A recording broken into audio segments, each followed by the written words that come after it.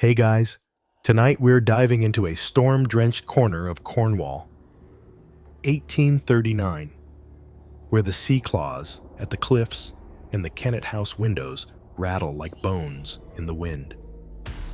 You find yourself standing in a dining hall gone silent, except for the faint drip of seawater through the cracked ceiling. A candle still burns low, its wax spilling across linen stained dark as rust. At the far end of the table lies a body your mistress, her chest torn open in a pattern too deliberate to be random, blood soaking into the carved oak floorboards. Before you dive deeper into this chilling truth, consider hitting like and subscribing, but only if you truly enjoy what I do here.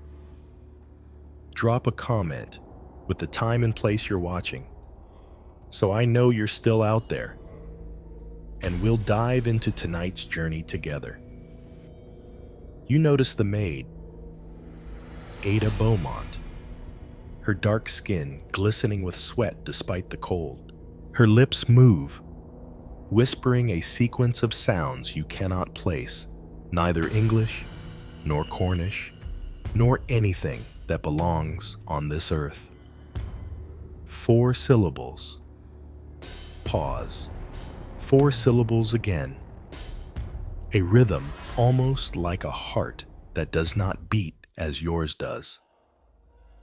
She kneels in the blood, hands trembling yet precise, tracing symbols into the salt scattered on the floor as if compelled by something you cannot see.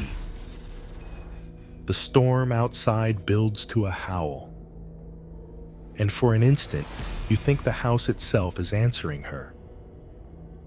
The walls groan, the windows shiver, and in that moment, you realize this is not the scene of an ordinary crime. It is the beginning of something orchestrated, patterned, spoken into being through a language that was never meant for human throats. You step back from the blood-soaked dining hall, but your mind cannot leave Ada Beaumont. To understand what brought her here, you must return to the beginning, to the story of a girl who never truly belonged to the world that claimed her. Ada was born in 1817 in the dockside shadows of London, where ships unloaded sugar and cotton, while human cargo was spoken of only in hushed tones. Her mother, once enslaved in Jamaica, had crossed the Atlantic not as a traveler, but as property. By the time Ada came into the world, her mother had been discarded free, yet marked by chains no one could see. You can picture Ada's early days, soot-black alleys, the stink of fish markets, and the ever-present reminder that a girl with her skin was expected to stay silent, to keep her head low. From childhood, she carried an unsettling quietness. Other children babbled, cried, fought in the streets. Ada listened. She stared at their mouths, as though the words themselves were strange creatures worth dissecting. Neighbors whispered she could repeat phrases she had only overheard once, twisting them into patterns that didn't belong. By 10, she was hired as a scullery maid, hands raw from lye and salt water, but her memory for sound became her secret wealth. At night, she scrawled marks into soot along the chimney bricks, symbols that no teacher had ever shown her. The path to Kennet House began when Lady Eleanor Kennet visited London in 1831, a woman of means and sharp suspicion. She noticed Ada, not for her cleaning but for the way she recited a psalm backward when asked to repeat it. Something in that display, whether curiosity, cruelty, or design led Eleanor to bring Ada westward to Cornwall. And so Ada entered Kennet House, a coastal estate lashed by Atlantic winds. Its corridors lined with portraits whose eyes seemed to follow. Life there was a paradox. By day, you served alongside her scrubbing silver, beating rugs, preparing meals for the household and their occasional guests. Orders came sharp and constant. The mistress demanded silence unless addressed, and Ada excelled at silence. Yet, when the rest of the staff retired to their attic quarters, you often found her alone near the hearth, drawing again on slate and ash, whispering to herself in tones that hummed like music and broke like glass. The others noticed. Cook muttered that she was touched by the devil. Footman James swore he saw her lips move when no sound came. Yet the chandelier above the hall trembled as if to answer her. Rumors spread that she spoke in tongues, though no priest could place the words. You yourself grew uneasy, not because of malice in her gaze, but because of the strange detachment. She seemed both here and elsewhere, as though every sound carried her mind across invisible thresholds. By the winter of 1838, the household had shifted. Supplies grew scarce. Storms made travel dangerous, and isolation gnawed at tempers. Eleanor Kennet herself had grown obsessed with records.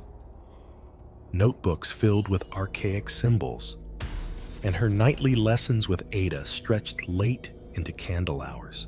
You sometimes overheard fragments, Eleanor demanding repetition, Ada's voice rising into patterns that didn't match human cadence. One evening, you glimpsed them in the library, Ada's hand steady as she drew circles within squares, Eleanor smiling with something like hunger. The dissonance in Ada's character deepened. To the untrained eye, she was obedient, moving with quiet grace through her chores. But you saw what others missed, the way her eyes flicked to corners no one else noticed, the way she paused at windows when the wind shifted, mouthing syllables as though translating the storm itself. It was as though she existed between servitude and something far stranger, an unwilling vessel for knowledge she never sought. Villagers in Port Harrow began whispering, too. When Ada accompanied Eleanor to market, fishermen crossed themselves. A boy claimed she counted his marbles in a language that made his head ache for days. A woman swore her newborn stopped crying when Ada hummed to him, only to wake with fever that very night. Gossip crawled across the village, branding Ada not merely an outsider, but a danger. The tension inside Kennet House thickened. You noticed the patterns repeating Eleanor's appetite for symbols, Ada's exhausted compliance, the staff's fearful avoidance. More than once, you found Ada staring into the hearth, lips trembling as though words fought to escape her throat. When you asked what troubled her, she looked at you with those wide, unblinking eyes and whispered "for," just that single word, nothing more. The unease of her presence seeped into your bones. You began to wonder whether the murders to come were written long before they happened, scripted in the symbols Ada carved on walls, spoken in the syllables she could not suppress. She was no ordinary maid, no ordinary servant. She was a fracture in the world itself, carrying within her a language that threatened to split open everything you thought you knew. And when the first blood spilled, you would remember her origins not as explanation, but as omen. The first murder unfolded not with warning, but with a rhythm that seemed rehearsed, as though Ada's whispers had been building to this exact night. You remember the gale that shook Kennet House, rattling shutters and pushing salt spray through the cracks. Inside, Lady Eleanor had ordered a late supper in the dining hall: oysters, venison, wine heavy as blood. The staff moved quickly, all eager to return to their quarters before the storm worsened, but Ada lingered. You recall her pale apron soaked with seawater, though she hadn't left the house, her fingers twitching as though each joint remembered some silent command. When Eleanor dismissed the staff, you remained behind to collect the trays. That was when you saw it, Ada standing stiff at the doorway, lips moving in cadence with the howling wind. Eleanor snapped at her. Enough of your nonsense, but the words seemed to feed Ada instead of silencing her. The candles dimmed, the fire hissed low, and in that dim half-light, Eleanor Kennet clutched her chest as if an invisible hand had pierced it. She collapsed across the table, her blood spilling into the wine, mingling in grotesque communion. You froze. The body did not fall naturally. The gash across her sternum had shape, almost geometric, blood arranged in 4 symmetrical rivulets along the carved oak floorboards. Ada did not scream, nor did she rush to help. She walked forward, calm, as if she had been waiting for this.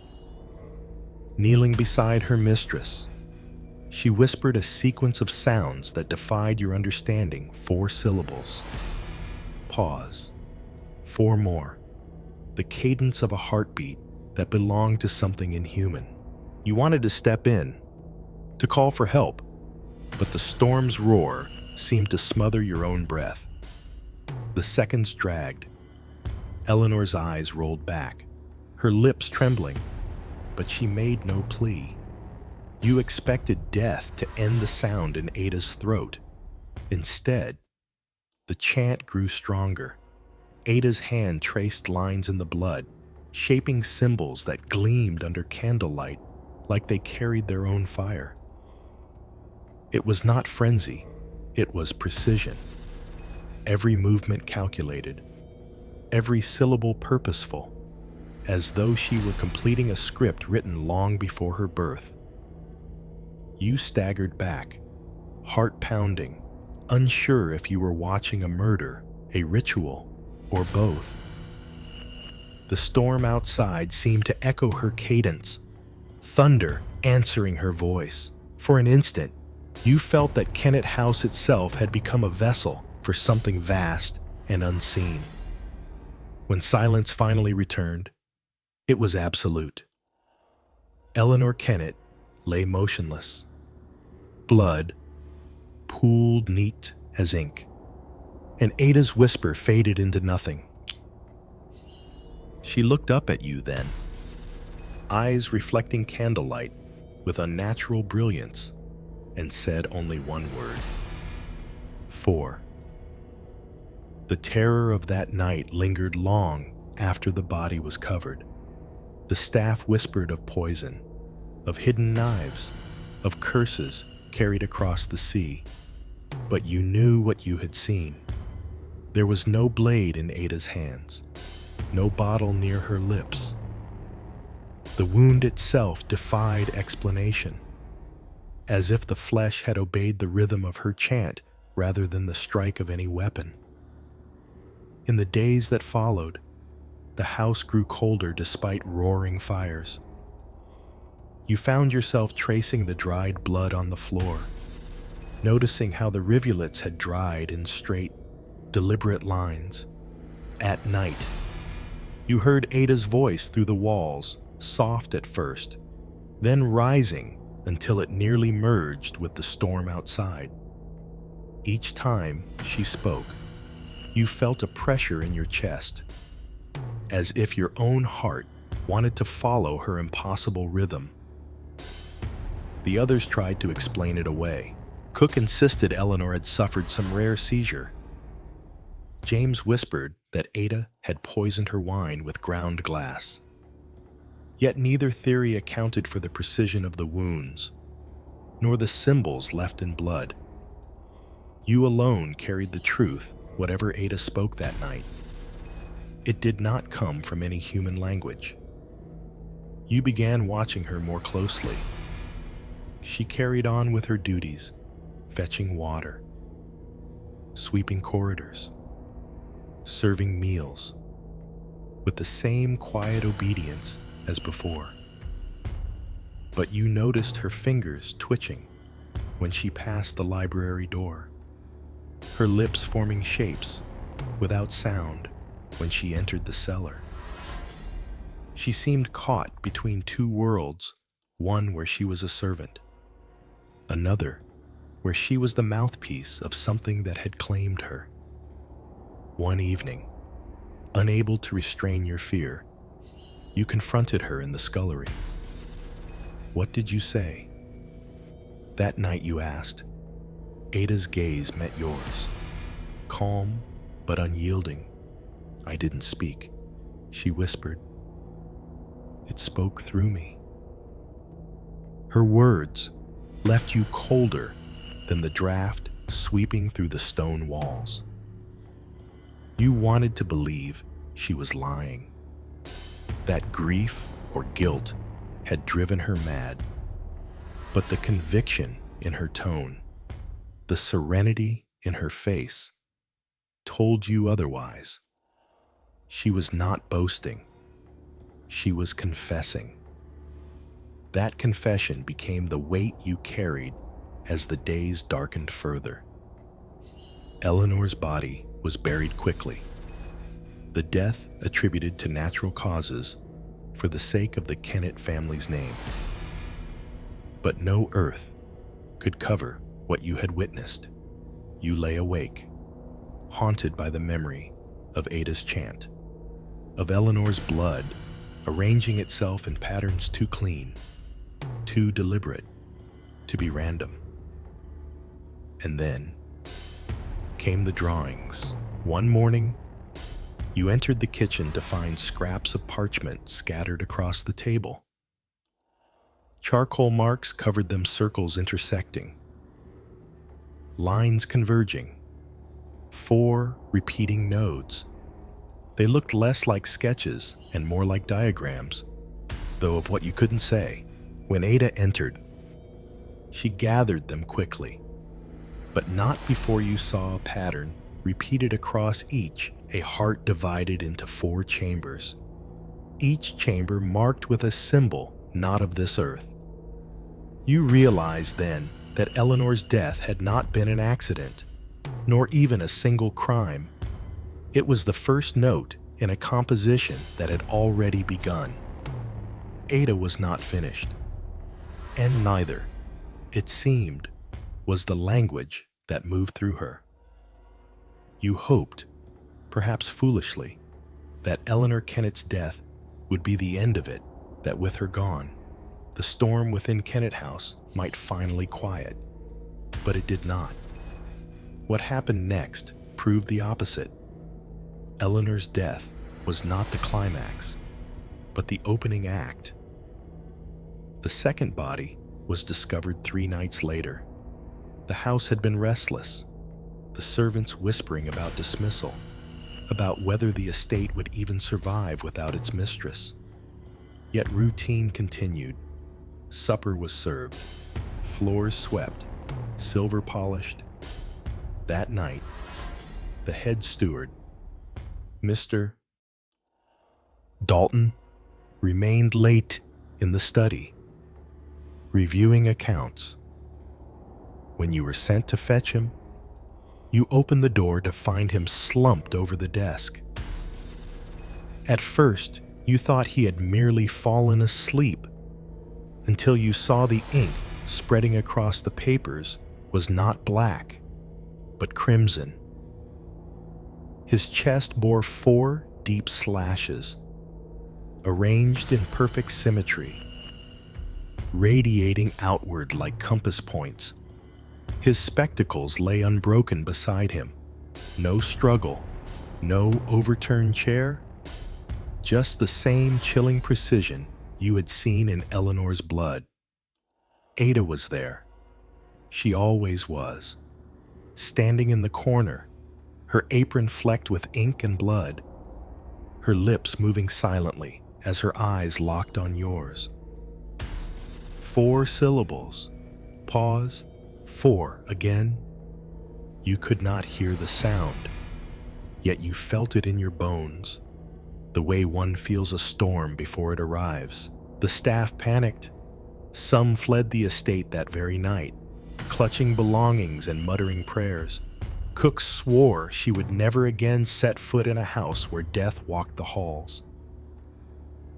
But those who remained were bound by necessity, you among them. And so you witnessed the pattern unfold. The third victim was the cook herself. 2 days after Dalton's death, she was found in the kitchen, sprawled against the hearthstones, her body charred as though the fire had flared unnaturally hot. Yet the firewood was untouched, still stacked neatly. Her skin bore the faint etchings of symbols you had seen Ada draw in ash, as if the heat had branded her with an alphabet not meant for this world. Then came the messenger boy, 14 years old, a local lad who delivered parcels from the village. He was discovered near the servants' entrance, throat cut so cleanly it looked carved by a surgeon's hand. His satchel lay beside him, unopened, letters untouched. On the flagstones around his body, salt had been scattered in 4 small piles, forming a cross. Each time, the number 4 returned 4 wounds, 4 symbols, 4 piles of salt. Each death grew stranger, more ritualistic. And each time, Ada was near. You could no longer dismiss it as coincidence. What unsettled you most was her demeanor. She did not run, did not hide, did not plead innocence. She continued her duties with eerie calm, sweeping the same corridors, serving the same meals, all while whispering to herself in that impossible tongue. When confronted, she denied nothing. Yet she admitted nothing either. It was as if she no longer lived within the same frame of reality as you. The villagers noticed, too. Rumors spread through Port Harrow of curses, of a servant girl conjuring storms. Fishermen swore the sea grew violent when she visited the market. Children whispered that if you counted to 4 in the dark, you could hear her voice whispering back. The authorities should have intervened. But when a constable finally visited, he left shaken and silent, refusing to file a report. You overheard him mutter to the innkeeper later, "She looked at me, and I forgot my own name." As the bodies mounted, you began to recognize the rhythm of terror itself. Death arrived not randomly, but in sequence, building like a composition. You could almost predict it. The nights grew heavier, the air thicker, Ada's whispers sharper. You counted the days, knowing another life would soon be claimed, helpless to prevent it. And yet, a part of you wondered, was Ada the executioner, or merely the instrument? Her eyes often seemed hollow, her body trembling after each death, as though drained by forces she could not resist. You saw her in the stables one night, sobbing quietly, clutching her chest, as though her own heart had been bound by that impossible rhythm. When she noticed you, she whispered, "It wants more." The killings escalated, each more grotesque than the last. In the cellar, a maid was found suspended from iron hooks, her organs removed and arranged on the floor in 4 neat piles. In the library, a guest who had come to settle Eleanor's estate was discovered with his skull caved in, though no weapon was ever found. Across his forehead, drawn in his own blood, was the same looping symbol Ada had once carved into soot. You tried to keep count, but the pattern blurred into nightmare. Each new body carried the signature 4 marks, 4 symbols, 4 elements aligned. The staff dwindled. Rooms were left uncleaned, meals unprepared. Kennet House itself seemed to decay, its windows cracked, its walls damp with the smell of salt and blood. Through it all, Ada endured silent, spectral, a vessel for whatever force commanded her. She grew thinner, her skin ashen, but her eyes glowed more fiercely with each passing night. She was no longer simply a maid. She had become something else entirely, a herald of death, bound to a language that demanded sacrifice. And you, trapped in that house, knew the pattern would not end until it consumed everyone within reach. The house had become a tomb, yet the authorities treated it as nothing more than a crumbling estate cursed by misfortune. You knew better. You had seen the patterns, heard the whispers, felt the rhythm in your own chest at night when Ada spoke through the walls. Still, the outside world demanded explanations, and so the investigation began, if it could even be called that. Inspector Rook arrived from Truro with a small retinue, a man with a sharp mustache and sharper arrogance. He paced the halls of Kennet House, dismissing the rumors of rituals and curses, coincidence and hysteria. He muttered, scribbling in his notebook. He measured bloodstains with a ruler, tapped walls with his cane, and declared that Eleanor's death was a seizure, Dalton's wounds the work of a knife, the cook's burns a mere accident. Each theory was thinner than the paper he wrote them on.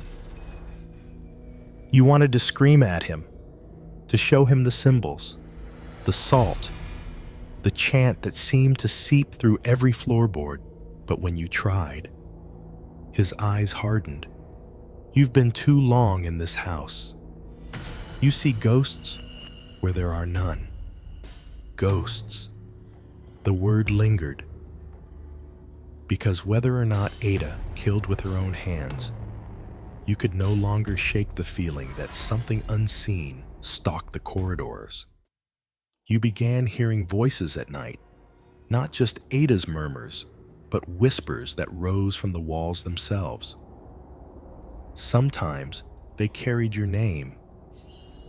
Sometimes they carried no words at all, just the sound of numbers 1, 2, 3, 4 repeated until your skin crawled.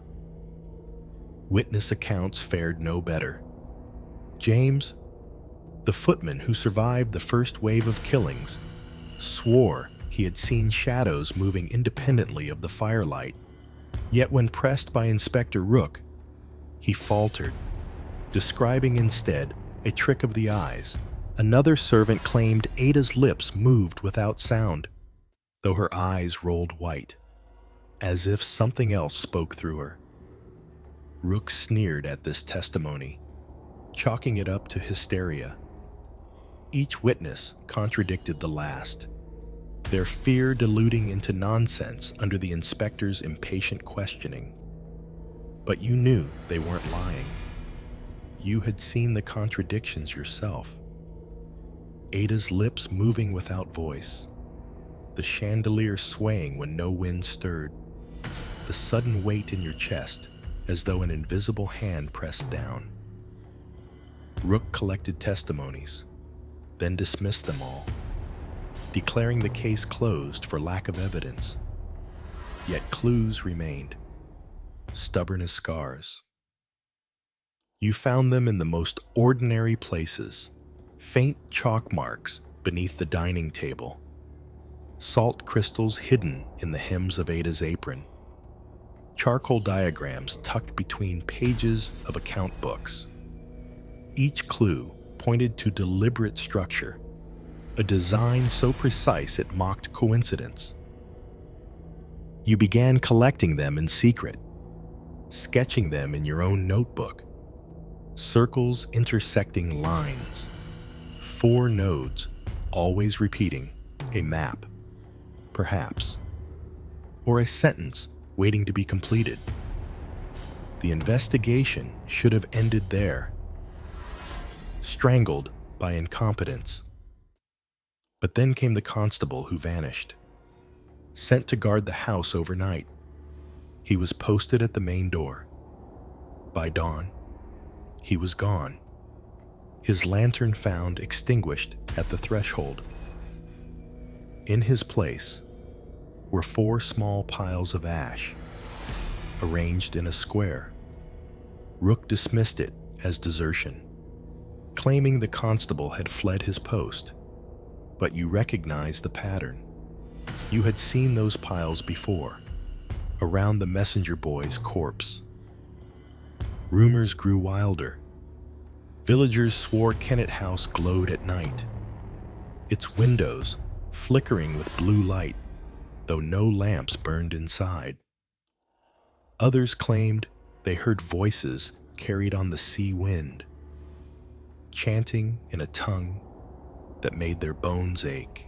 The investigation became a parody of itself, official reports stamped with seals, while everyone whispered of curses behind closed doors. And then there were the omens. One night, you dreamed of Ada standing at the foot of your bed, her eyes luminous in the dark. She spoke a word you did not know. Yet when you woke, you found it written on your palm in soot.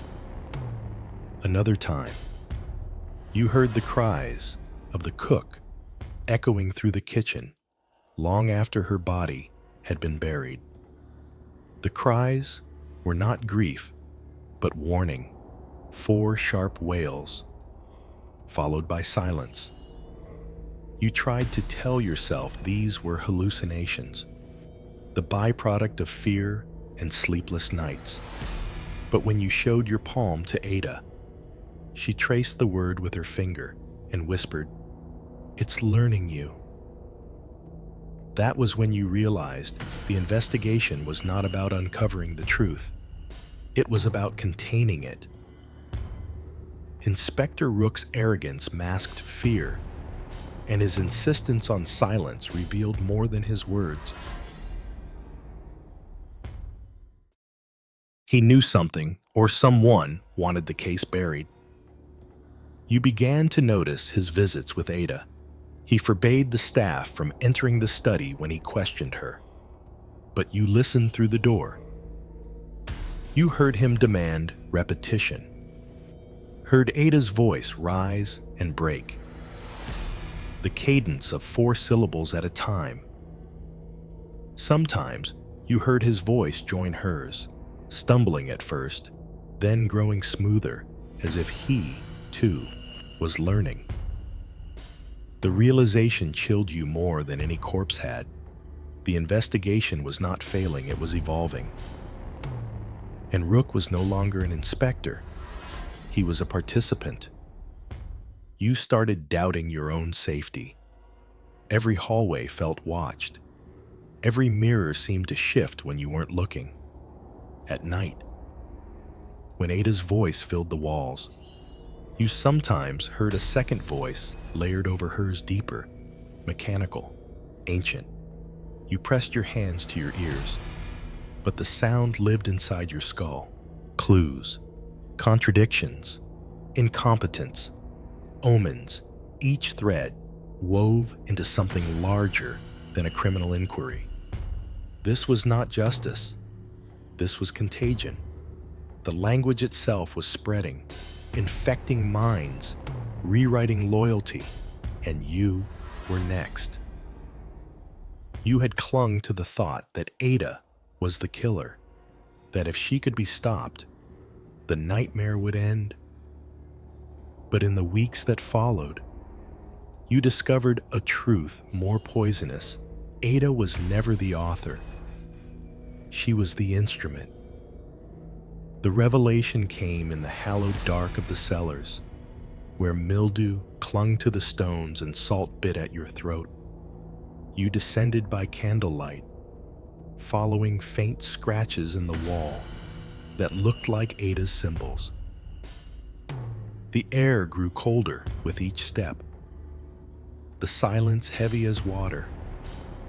Then, behind a row of barrels, you found a door you had never noticed ironbound, sealed with rusted chains. The lock was already broken. Inside was a chamber you should never have seen. The walls were coated in chalk markings, hundreds of symbols repeated in endless variation.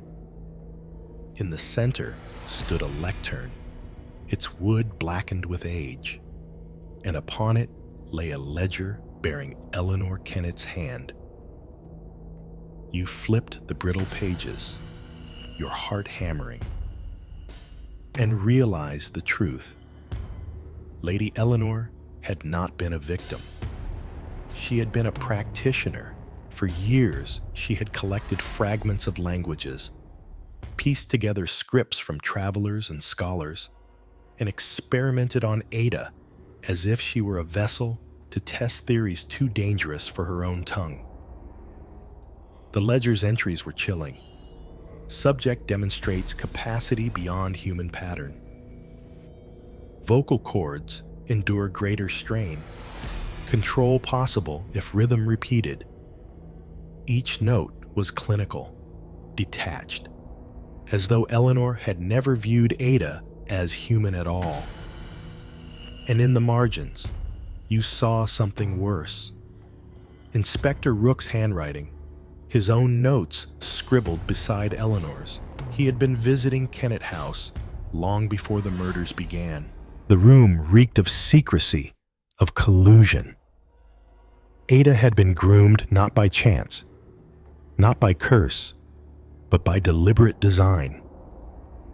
Eleanor and Rook had molded her into a conduit, a channel for something older than scripture, older than words themselves. And when Eleanor died, the current of that language did not die with her. It shifted, seeking another host. You staggered back from the ledger, bile in your throat. All this time, Ada had not been killing of her own will. She had been used, her voice twisted into a blade by others. The symbols, the salt, the patterns of four, they were not hers. They were the architecture of something Eleanor and Rook had conjured. Something now too strong to be caged. That night, you confronted Ada in the corridor. She looked exhausted, her skin translucent, her lips cracked from endless murmurs. You asked her whose voice spoke through her. She shook her head, tears streaking her cheeks.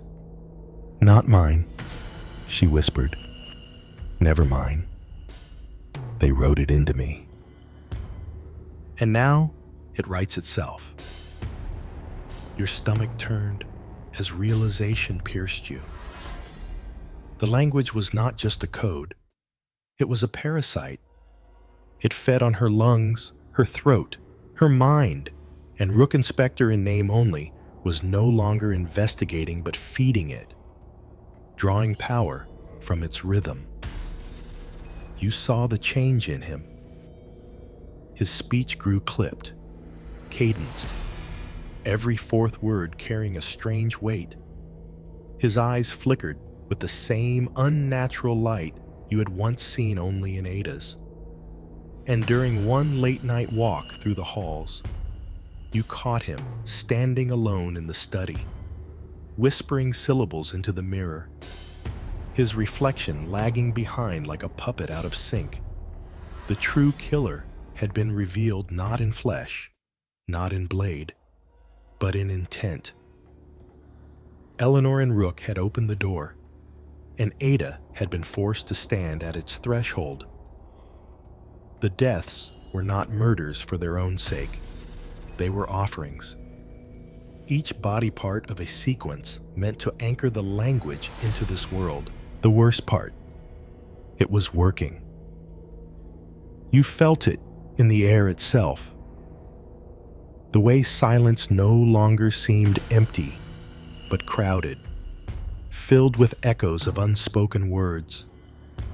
You saw it in the staff who remained, their sentences stumbling, their eyes glassy as though their thoughts were being rearranged.